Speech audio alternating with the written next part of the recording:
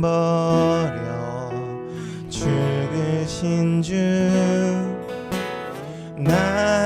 항상 생명 주신 그녀를 마음에 새겨 봅니다. 마음에 새겨 봅니다. 주 달리신 십자가를 내가 볼 때 주님의 자비 내 마음을 겸손케 해 주께 감사하며 내 생명 주께 드리네. 주 달리신 오늘은 로마서 10장 1절에서 13절까지 말씀입니다. 저와 여러분이 함께 교독하시겠습니다.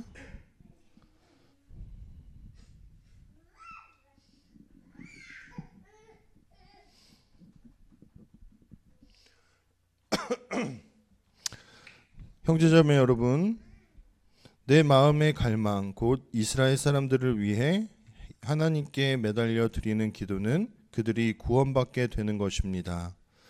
내가 증언하는데 그들에게는 하나님을 향한 열정이 있습니다. 그러나 그 열정은 바른 깨달음에 따른 것이 아닙니다.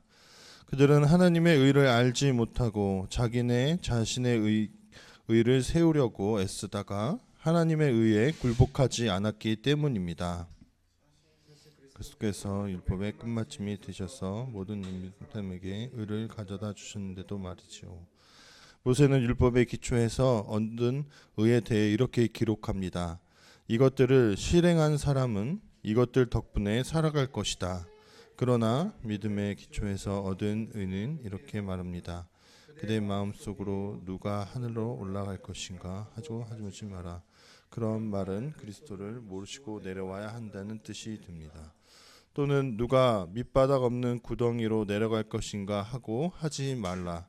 그런 말은 그리스도를 죽은 사람들 가운데서 모시고 올라와야 한다는 뜻이 됩니다.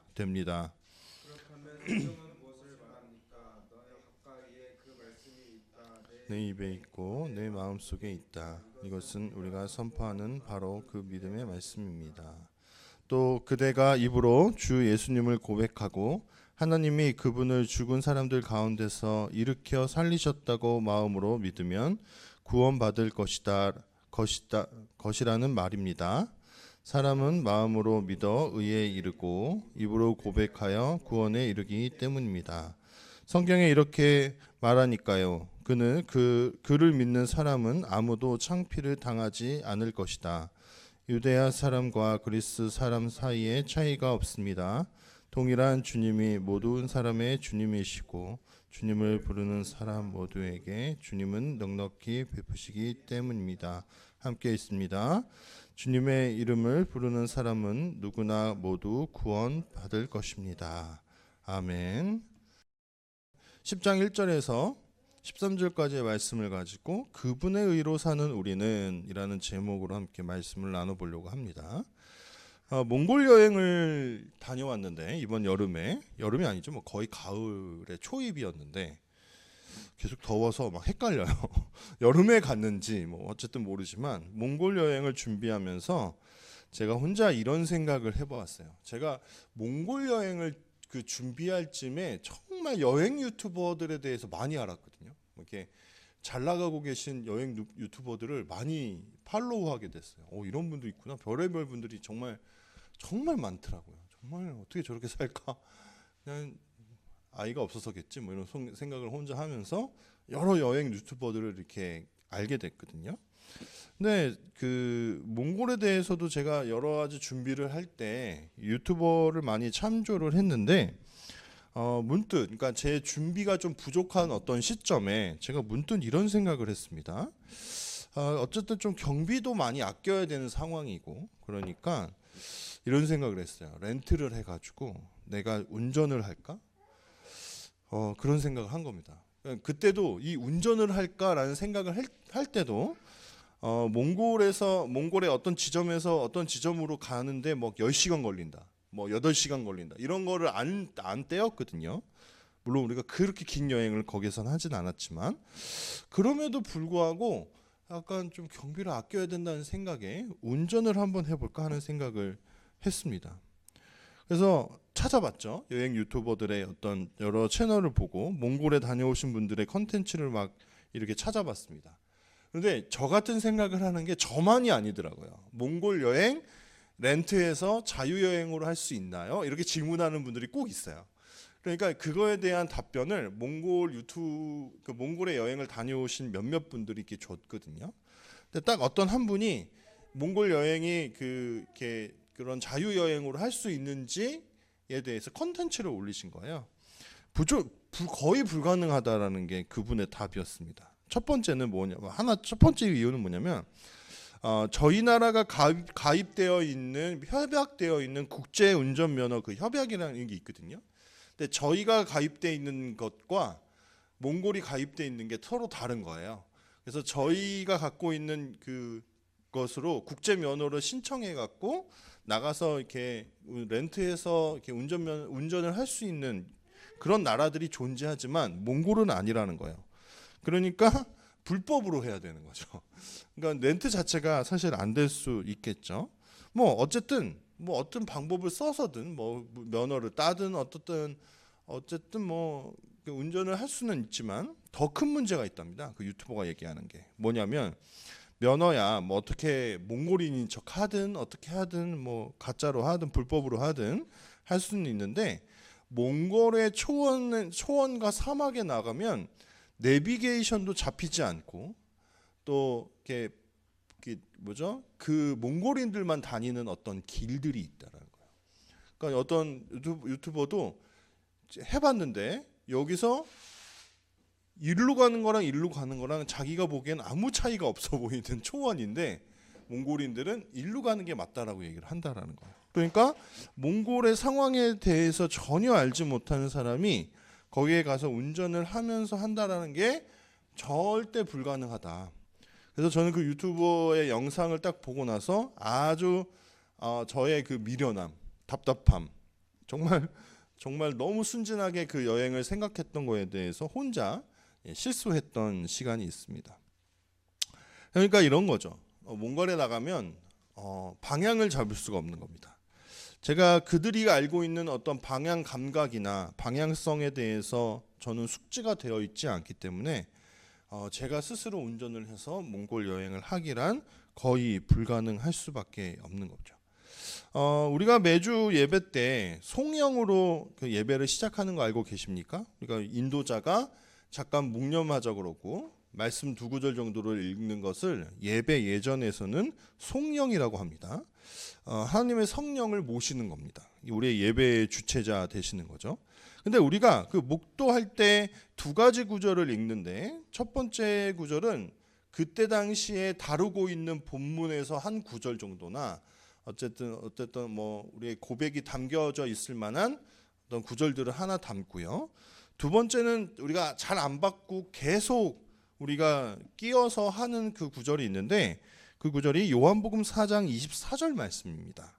그 구절은 이렇게 돼 있죠. 하나님은 영이십니다. 그래서 그분께 예배를 드리는 사람은 반드시 성령님에 이끌려 진리를 따라 예배를 드려야 합니다. 이렇게 우리가 새 한글 성경으로 읽고 있습니다.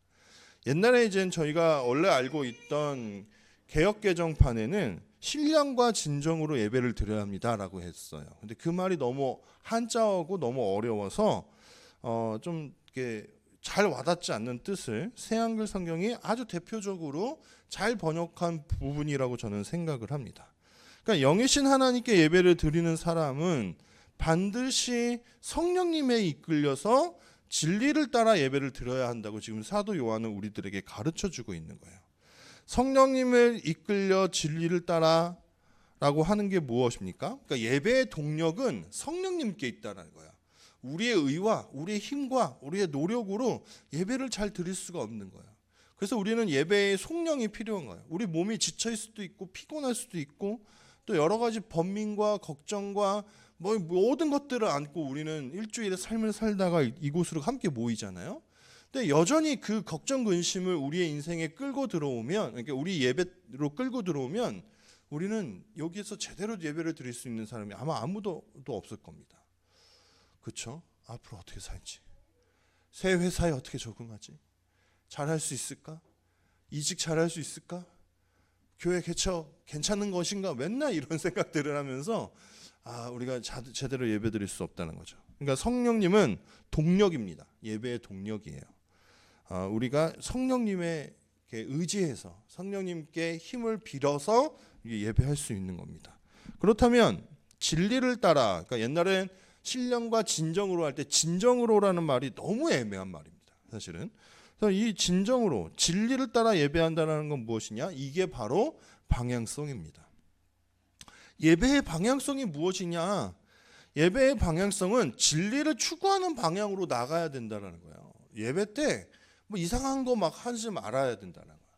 이상할 때 우리가 앞으로 뭘 할 건데 막 선동해가지고 사람들로 하여금 뭔가를 해내도록 한다든가, 뭐 정치적인 이야기들을 한다든가, 뭐 쓰잘데기 없는 복에 대한 이야기들만 질비하게 한다든가, 이런 것들을 하지 않아야 된다는 겁니다. 그래서 우리 속에 매일 점검돼야 되죠. 우리의 예배의 방향성은 어디로 가고 있는가? 선교인가? 복음 전파인가? 아니면 정말 우리가 구원을 사랑함인가? 그리고 아니면 우리가 성령님과 함께 동행함인가? 이런 것을 따라가야 되는데 다른 것을 만약에 따라가고 있는 것은 아닌가 하는 어떤 방향성을 살펴봐야 된다는 겁니다. 여러분, 우리가 정말 올바른 방향을 잡는 거 너무나도 중요한 겁니다. 여러분, 왜 가끔 여러분들의 인생을 돌아보면 이불킥하고 싶은 어떤 순간들이 있죠. 약간 우리가 어렸고 우리가 잘 몰랐기 때문에 잘못된 길로 갔던 어떤 인생들이 있을 겁니다. 굳이 그렇게 안 했어도 되는데 괜히 대학원 한 번 더 가고, 굳이 그렇게 안 했어도 되는데 괜히 이상한 뭐 공부 준비하고 그랬던 인생들이 우리에게 다 있단 말입니다. 저도 제가 만약에 뭐 돌이켜서 가면은 좀 회사래요. 저의 인생을 좀 다르게 갔을 것 같아요. 신학을 뭐 대학생들부터 안 했을 것 같아요. 좀 일반 뭐 다른 공부를 좀 하고 대학원에 진학을 해서 하면 어땠을까? 뭐 이런 생각도 하고. 되게 없어 보이니까 편집해야겠어요. 마이크가 접착이 잘 안 돼 있어가지고. 그러지 않습니까? 방향을 잡는 거 너무 중요한 겁니다. 근데 방향을 잃고 잘못된 길로 가면은 그게 얼마나 걷잡을 수 없는 게 되느냐? 유대인들은요, 수백 년 동안 잘못된 방향을 가지고 나아갔던 사람들입니다. 그렇죠? 분명히 제가 앞에 9장에서도 이야기했고 로마서에서도 이야기하고 사도행전에서도 계속 이야기하는 것이 있는데, 사실 하나님께서 원래 우리에게 주셨던 율법 사용은 그런 게 아닌 거예요. 율법주의적으로 흘러가면 절대로 안 되는 것이었어요. 율법도 믿음으로 지키고 그것에 의지해서 어떤 우리 그 구원을 바라봐야 됐거든요. 그래서 잘못된 길로 방향성을 잃고 수백 년이 흘러가요. 그래서 바울이 이렇게 이야기합니다. 2절과 3절인데 우리 함께 읽어보겠습니다. 자, 시작. 내가 증언하는데 그들에게는 하나님을 향한 열정이 있습니다. 그러나 그 열정은 바른 깨달음에 따른 것이 아닙니다. 그들은 하나님의 의를 알지 못하고 자기네 자신에 세우려고 애쓰다가 하나님의 의에 굴복하지 않았기 때문입니다. 여러분, 이거 9절 읽고 생각나는 사람들 없습니까? 요즘에 제가 정치적인 발언 안 하겠다고 이제 선언했는데, 극우 유튜버나 극우 보수들에 대해서는 저는 비판하고 좀 이렇게 경계하려고 합니다. 그분들이랑은 절대 섞일 수 없는 어떤 지점이 있는 것 같아요. 저는 이번에 어떤 일련의 어떤 상황 가운데서도 왜 자신의 정당이 잘못하고 있다, 그러니까 지금 비상계엄을 일으킨 것이 대통령의 잘못이다라고 이야기하는 보수주의자들이 있지 않습니까? 근데 그 중에 어떤 한 의원이 나와서 이야기하는데 너무 멋있더라고요. 보수인데 너무 멋있어요. 아니, 보수가 있어야죠. 필요하죠. 근데 점점 그 안에는 그 극단적인 보수들만 남고 점점 진짜 정말 올바른 길을 가려고 하는 보수들은 다 사라지고 있는 게 자기는 너무 안타깝다고 하더라고요. 방향을 잃고 있는 겁니다. 그냥 하나님에 대한 열정이 있다고 해서 그게 다 올바른 열정이냐? 그건 아닐 수 있다는 거예요. 우리가 정말 하나님의 의에 굴복하고 있는 그 어떤 열정인지를 점검해 보아야 되는데 그렇게 하지 못하고 있는 거죠. 어쩌면 우리가 하나님을 향한 열정이라고 포장을 해놓고 그렇게 신앙생활 하다 보니까 어떤 지점이 생기냐? 자꾸 하나님은 사라지고요. 내가가 돼요. 우리가 이거 경계하자고 했습니다. 우리가 아무리 열심히 이 교회를 세워가고 전도하고 하지만 어느 정도의 시간이 흐른 후에 우리가 하나님을 잃어버리면 어떻게 됩니까? 내가 되는 거야. 내가 이 교회 세웠지. 내가 이렇게 됐지. 내가 뭐 했지. 여러분 이게 강해지면 나중에 세습하는 겁니다. 왜? 아깝거든요. 내가 어떻게 지금 이 교회를 세웠는데. 그죠? 우리 지훈이 언제 목사 되나 이런 것만 보고 있고. 그렇잖아요. 내가 저 스피커까지 하나 막 주워다 가면서 이렇게 교회를 세워갔는데 이렇게 되는 거예요. 내가가 되면요.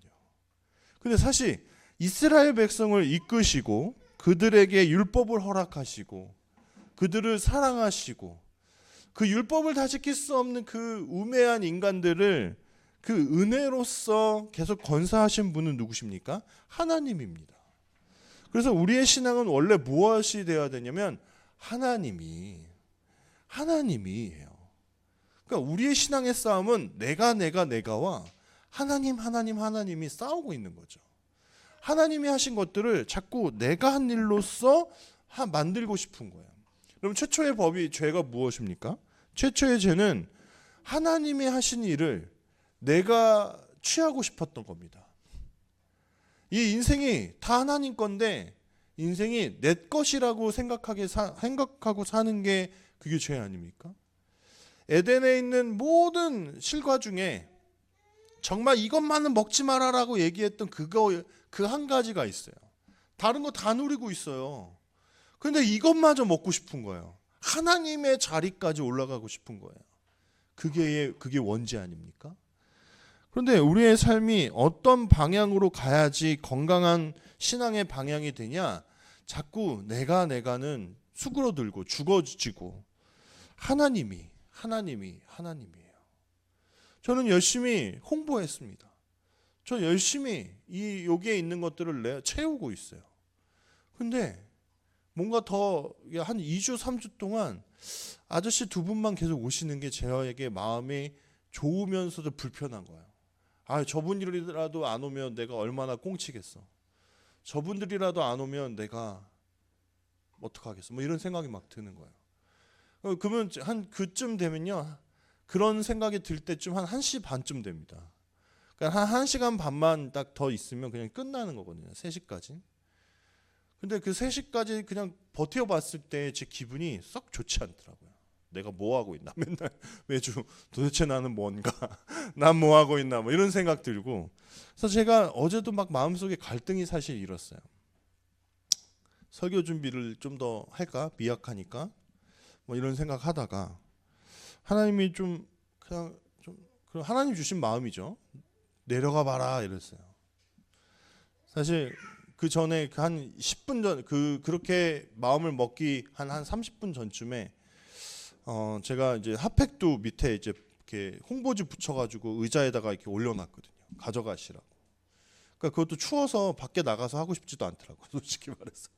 그런 게으름이 제 안에 사실은 없지 않아 있는 거죠. 그러다 그냥 내려갔는데 그 아이들을 만난 겁니다. 5학년짜리 4명 아이들을. 그냥 내려가자마자요. 그러면서 하나님이 제 안에 깨닫게 해주시는 게 있었어요.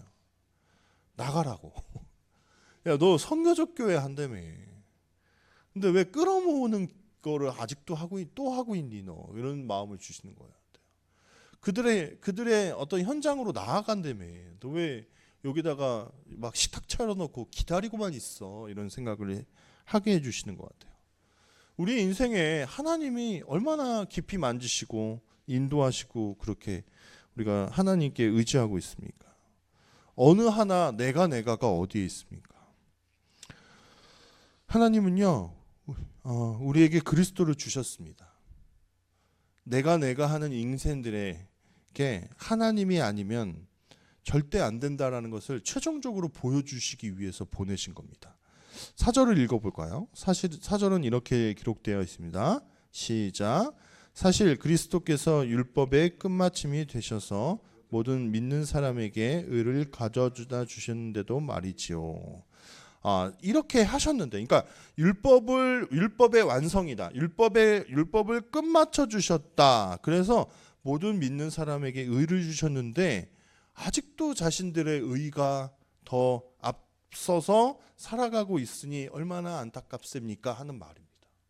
그러니까 1절을 보면 내가 진짜 너무 간절히 바라는 게 있는데 9장에서부터 이어졌던 말, 내 민족의 구원에 대해서 너무나 간절히 바라고 있어요. 그런데 그들은 여전히 안타까워요. 자신들의 의가 더 낫다고 생각하면서 살아가요. 왜요? 그 의로움을, 그들이 절대로 이룰 수 없는 의로움을 하나님께서 예수 그리스도를 통해서 이루어 주셨는데 왜 그렇게 안타까운 인생을 살고 있을까요? 하는 이런 말입니다. 여러분, 율법을 내가 스스로 완성한다면 어떻게 되겠습니까? 안 됩니다. 불가능합니다.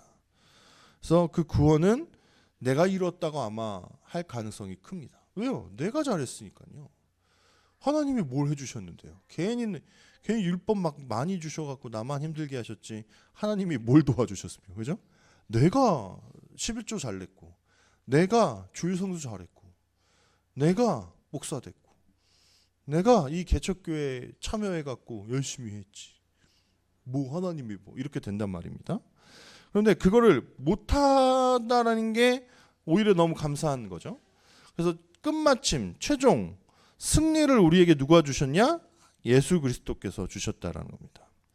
우리는 쉼도 없이 율법을 나가야만 합니다. 그죠? 그런데 여러분, 한 번 틀어지면 어떻게 돼요? 끝나는 겁니다. 다시 제로 베이스입니다. 여러분, 그 빅뱅의 그 승리라는 사람이 있잖아요. 이 사람이 지금 버닝썬 사건의 주동자로 지금 완전히 진역도 살고 오고, 그래서 좀 완전히 이 사람에 대한 이미지가 바닥에 추락해 있죠.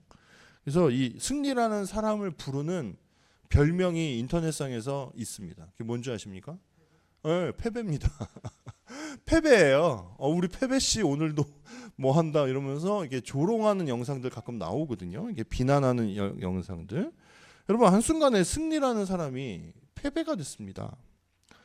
이렇게 되는 거예요. 우리도 만약에 삐끗하면요, 우리는 정말 크리스찬도 전혀 하나님의 자녀다운 모습으로 살 수 없는 존재가 돼요.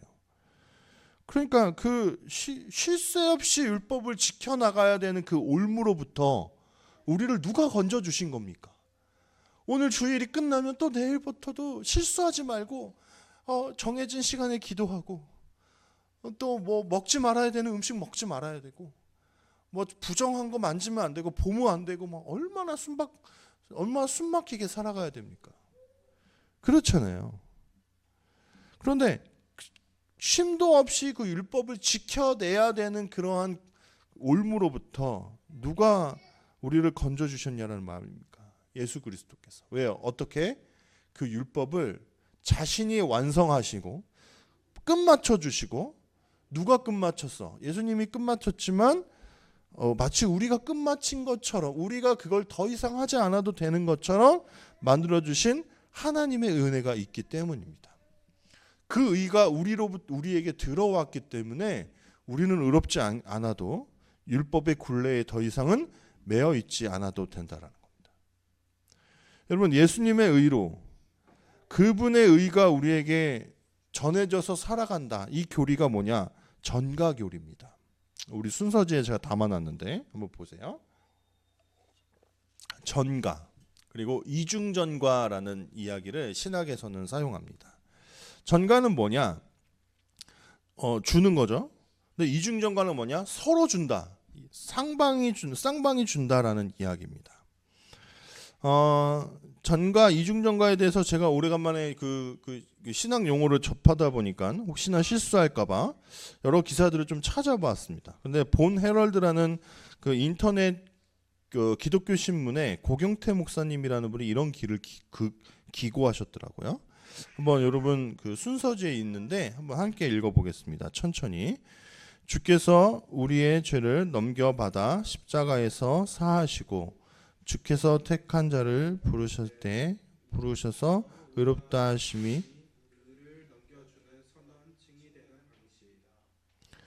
계속 읽어보세요. 주의 구속의 은혜를 복음 전도자에게 들은 그리스도인은 바로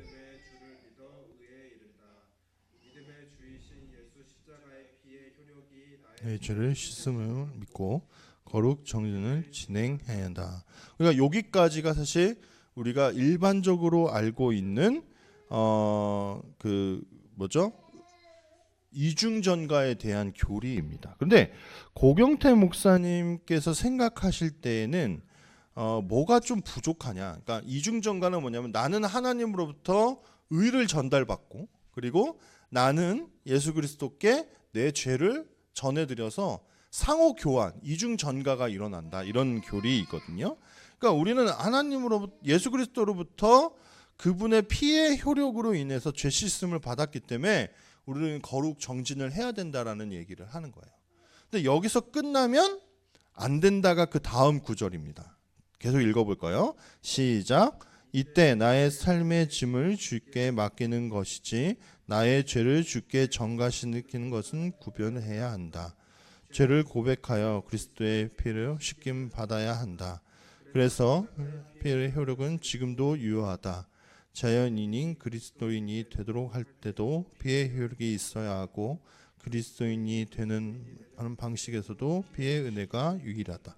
자, 이 얘기의 요점은 무엇이냐? 이중전가를 이야기할 때 마치 우리는 죄를 전달하고 예수 그리스도께 의를 받았지라고 얘기하면은 이게 일회성으로 끝나는, 그러니까 그때 구원받을 때 그렇게 이중전가가 일어나서 이제 끝난 것으로 여겨지는 게 너무 아쉽다라는 얘기예요. 그러니까 이때 우리의 죄를 맡기고 그냥 이중전가가 일어났어 이렇게 끝나는 것은 너무 안타깝다라는 얘기입니다. 그러니까 고경태 목사님은 뭐예요? 이때 정말 우리가 맡기고 전가시켜야 되는 건 우리의 죄로 끝나는 것이 아니라 우리의 삶의 짐 전체를 다 맡기는 것이 된다는 거예요. 그러니까 우리의 삶의 짐을 전체를 다 전가시키고 그분께 맡겨버리면 일회성으로 끝날까요? 안 끝날까요? 안 끝나죠. 일회성일 수 없는 거죠. 왜요? 우리가 크리스천이 돼도 우리는 인생의 많은 숙제들을 해결하면서 나가야 되거든요.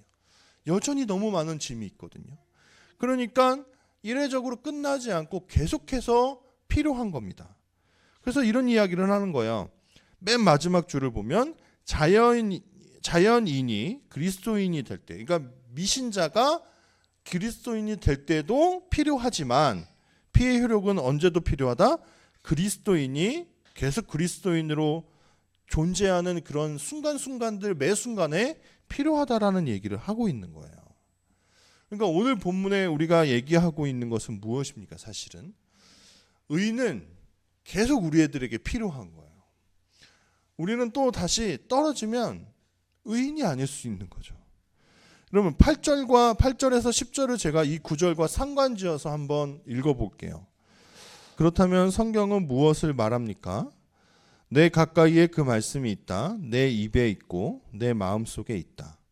이것은 우리가 선포하는 바로 그 믿음의 말씀입니다.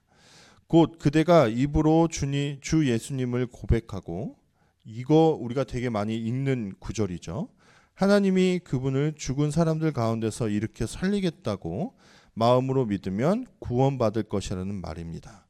사람은 마음으로 믿어 의에 이르고 입으로 고백하여 구원에 이르기 때문입니다. 여러분, 우리가 전과 교리를 어떤 구원의 과정에서 알아야 되는 어떤 교리로서 우리가 이야기하는 것과 동일하게 우리가 9절과 10절을 어떻게 우리가 암송하고 배웠냐면, 마치 믿음이 없던 사람이 믿음을 가지려면 이런 과정이 필요해 라고 우리가 배웠어요. 믿음은 어떻게 생겨납니까? 주 예수 그리스도를 입으로 시인하고, 우리 옛날 그랬죠. 그리고 마음에 믿으면 구원을 받을 것입니다. 이렇게 했어요. 사람은 마음으로 믿어 의에 이르고 입으로 고백하여 구원에 이르기 때문입니다. 그런데 이 구절을 8절과 연결시켜 보니까 어떻게 돼요? 이게 지금 정말 하나님을 믿지 않는 사람들이 말씀을 많이 듣다 보면 언젠가는 구원받게 될 거야 하는 구절인가요? 아니다라는 겁니다. 누구라도 말씀을 가까이 해야 된다는 얘기를 하는 겁니다. 저와 여기서 제자반을 한 사람들이 2명이나 있어요. 그 오카는 목사님의 제자 양육 교재에 성화를 다루는 부분에서 제가 했던 이야기입니다. 성화가 자꾸 성화를 거룩하게 되는 것이죠.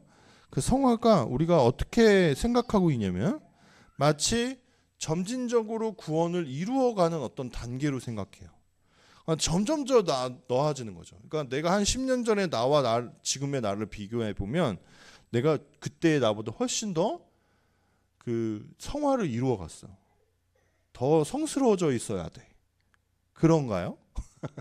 아니다라고 제가 그 제자반한테 여러 번 얘기했습니다. 저는 점진적이라고 얘기하는 그 모든 관례에 약간 반기를 들고 온오프라고 얘기를 했습니다. 내가 성령님과 연결되어 있으면 온입니다. 그런데 난 언제라도 오프될 수 있는 거죠. 그렇죠? 그래서 아무리 뛰어난 신학 교수고 목사고 아주 기도를 많이 하시는 성도라도 내가 성령님에 대해서 민감해져 있지 않고 말씀을 멀리하고 가까이 하지 않으면 어떻게 되죠? 네, 나는 성령님에 대해서 오프되어 있는 죄인일 수밖에 없다라는 겁니다. 저는 성화의 개념을 그렇게 믿고 있습니다. 한 바이올리니스트가 이렇게 얘기했습니다. 이 말이 얼마나 유명한지 제가 이 구절을 찾아보려고 했더니 그냥 네이버에 그 링크가 돼 있더라고요. 무슨 국어사전의 명언처럼 그냥 기재가 돼 있더라고요. 이렇게 됩니다. 함께 읽어볼까요? 시작. 하루를 연습하지 않으면 내가 알고, 이틀을 연습하지 않으면 아내가 알고, 사흘을 연습하지 않으면 청중이 안다. 뭐 이런 구절이 있었습니다. 이게 약간 리메이크돼서 여러 버전으로 사실 쓰였거든요. 제가 아는 버전에는 사실 아내가 등장하지는 않습니다. 근데 어쨌든 옆에 사람이 안다라는 거죠. 내가 바이올리니스트로 그것을 연습하지 않으면, 하루를 연습하지 않으면 내가 지금 약간 손이 굳었다는 걸 알고, 2번 이틀을 연습하지 않으면 아내가 알고, 옆 사람이 아는 거죠. 그 사흘을 연습하지 않으면 청중이 안다고 얘기를 합니다. 저는 이 말이 우리의 삶을 결정짓는 말이라고 생각합니다. 우리가 하루를 하나님과 멀어지면 내가 압니다, 사실. 그리고 2일 동안 멀어져 있으면 옆에 사람이 알아요. 제가 좀 하나님이 필요한데 뭐 이런 이야기를 하는 거죠. 제가 좀 말씀을 요즘 못 읽었구나 뭐 이럴 수 있는 거죠. 근데 3일을 멀어지면요, 저는 세상의 모든 사람들과의 관계에서 내가 하나님을 믿는 사람이 아닌 모습으로 나타날 수 있다는 거예요. 왜요? 내가 하나님에 대해서 지금 오프되어 있기 때문입니다. 여러분, 유대인들이 지금 내가 하다가 얼마만큼 오랜 시간 동안 하나님에 대해서 오프되어 있는지 아십니까? 여전히 자신들이 갖고 있는 율법 체계를 주장하고 그 율법에 맞춰서 자신들이 살아가려고 하고 있는 그 모습이 얼마나 안타깝습니까? 근데 저는 누구라도 마찬가지라고 생각합니다. 하나님의 우리의 인생에서 내가는 없어요. 내가 부정했을 때 뭐 어떻다 뭐 이런 얘기 진짜 듣기 싫고 하면 안 된다고 저는 생각을 합니다. 그리스도의 의를 전가받은 우리는요, 어떻게 살아야 됩니까? 8절과 9절이 이야기한 것처럼 그 말씀을 우리의 가까이에 두고, 그리고 우리가 날마다 우리의 입으로 예수님을 우리의 주님입니다라고 고백하면서 사는 그런 믿음이 필요하다는 겁니다. 그렇죠? 그래서 우리가 이번 연도 좀 그런 다짐을 했으면 좋겠어요. 우리가 전도를 하는 거 너무나 중요하고 선교적 교회가 되는 거 너무나 중요해. 그런데요, 여러분, 저는 갑자기 어느 순간 제가 개척교회를 하면서 바울이 했던 그 말이 딱 생각이 났어요. 내가 그렇게 열심히 복음 전파를 하고 내가 하나님께 버림받으면 어떡하지 하는 그런 걱정이 들었대요. 바울이 그런 얘기 했잖아요. 그죠? 이게 무슨 말이가? 그냥 어떤 앞에서 이런 거 얘기하잖아요. 우리 민족이 구원받을 수 있으면 나는 좀 하나님께 멀어져도 상관없어. 내가 저주를 받아도 돼. 이 말과 이런 말과 비슷한 걸까? 라고 생각했거든요. 근데 이건 좀 다른 것 같아요. 뭐냐? 내가 막 자기의 열심과 자기의 노력과 자기가 갖고 있는 재력과 자기가 갖고 있는 무언가로 여러 사람을 하나님께 인도했어. 근데 결국은 저는요, 어느 순간 그 마음속에 그냥 그 일을 일로써, 비즈니스로서 해버리고 있는 겁니다. 그러다 보니까 내 안에는 하나님이 더 이상 안 계신 상태가 되는 거예요. 저도 다 믿지는 않지만 어떤 천국을 방문해온 어떤 사람이 그곳에 자기가 알던 목사들이 없더래요. 만상 가운데 천국 갔다 왔다는 사람들이 가끔 간증하더라고요. 근데 저는 왜 그 사람들을 먼저 보냈을까? 좀 의심을 하고는 있지만 틀린 말 다 틀리다고 볼 수는 없다고 생각하는 것 중에 하나가 자기가 알고 있던 장로, 목사 이런 분들도 천국이 없더래요. 없을 수 있다라는 거죠. 저는 바울이 걱정했던 그것과 동일한 것 같아요. 내 의를 세우고 내가 하다 보니까 결국 그 중심에 사실 하나님은 더 이상 남아있지 않고 하나님을 거의 없는 것처럼 그렇게 살아가 버리는 그런 신앙인으로 마무리 지을 수도 있다라는 겁니다.